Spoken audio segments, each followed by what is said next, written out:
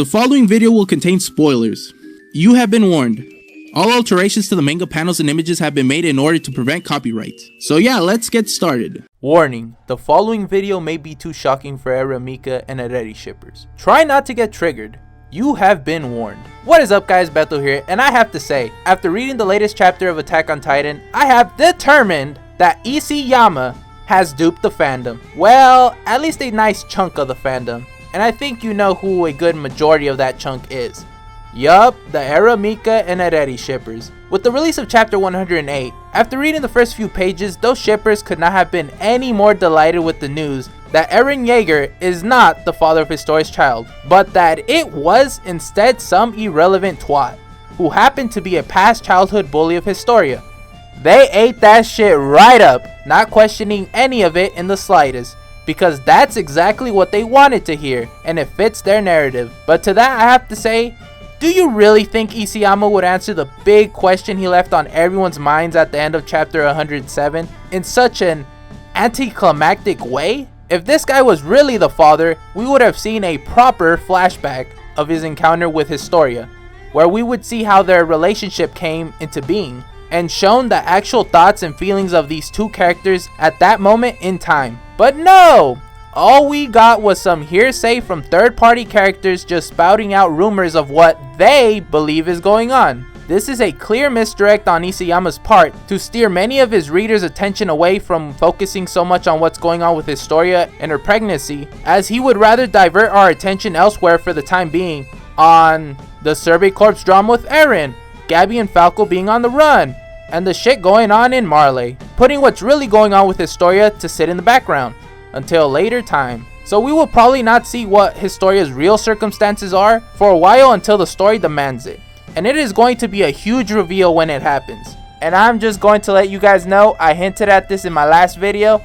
Roll the clip. But yeah guys, remember, if Historia's baby daddy ends up being a random scrub that she met during the time skip, then that's just poor writing in my opinion. If it was coming down to that, I would have preferred Horseface Gene or even Coconut Head Armin, who was too busy crashing his shells while talking to Crystal Annie, Tom Hanks Wilson style, to have been the father. But what can you do? What's done is done. Unless you Game of Thrones with secret parentages left and right, we can only dream, fam. That's right people, I believe that Eren will in fact be revealed to have been the father later in the story, possibly at the actual birth of this child, where we will be met with a dark-haired infant. Not Historia's blonde or whatever Scrub-kun's light hair color is. This would be Isayama paying homage to Game of Thrones, which he is a known fan of, and has actually had Game of Thrones character cameos as Titans, like Tyrion Lannister, Marjorie, Varys, and Littlefinger. He had even gone to say that Game of Thrones may shape his own work moving forward.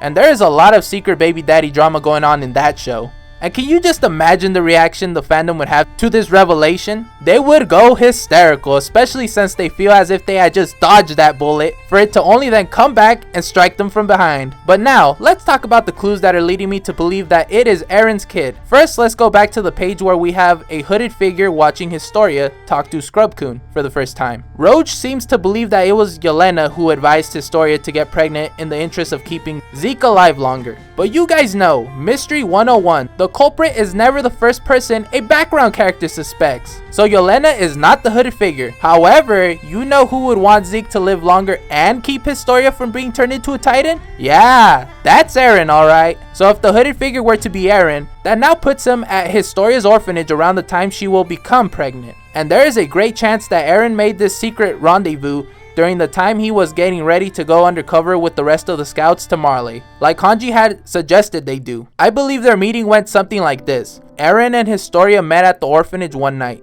Eren tells Historia that the diplomatic approach by Hizuru failed, and that the higher-ups are already prepared to sacrifice her, by turning her into a Titan and having her eat Zeke immediately after he arrives to Paradise Island. So then Eren, with great sorrow and pity in his voice, tells Historia that he has failed her in not being able to find a way to get her out of this, and advises Historia that the only option left would be that she get pregnant in order to stall for time, since the higher-ups wouldn't dare turn her into a Titan while she's with child. Eren tries to reassure Historia by telling her to trust him, because he has a plan but requires Zeke to be alive in order to enact it. Eren then turns to leave, but before he can go, he's stopped by Historia, who reached out and captured his arm within her own. Eren at first is confused, but then realizes what Historia is thinking.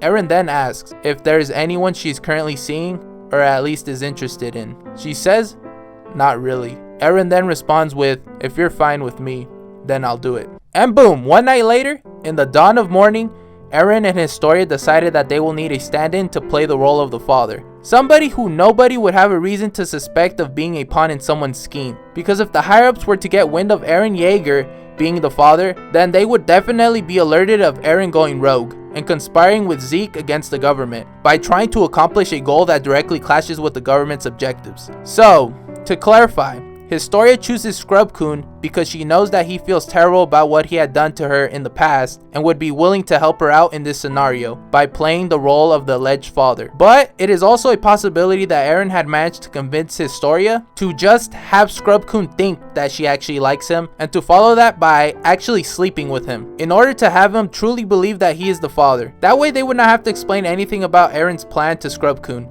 and run the risk of him snitching to the government. This, in my opinion, would be the way sadder and darker option, but I don't think that's how it's gonna play out. Although it would also help explain why Historia had that sorrowful glare in chapter 107. It being due to having to live a lie and pretending to have feelings for someone you don't, in order to just be using them. Additionally, Eren being the hooded figure would also explain why on the final panel of Scrub-kun's one-page exposition dump, when you see Historia's face from the perspective of Scrub-kun, it is Historia wearing a sad but also distant look, which would make perfect sense if the hooded figure was Eren, since that would be the kind of expression Historia would have after saying her goodbyes to Eren, her great friend, wishing him luck that everything goes well in Marley and that his overall plan succeeds in the end. So yeah, that's it for now, guys. That was my fake father cover-up theory. I hope you enjoyed it. Comment down below what you thought of my theory. Do you agree or disagree with it? Or is Scrub-kun really the father and I'm just overthinking it? What are some of your own Attack on Titan theories / predictions for the future of the series? I'd love to hear what you guys have to say. Remember to rate the video, share it around. It helps me out, and subscribe to this channel if you're new. I would really appreciate it. And as always, guys,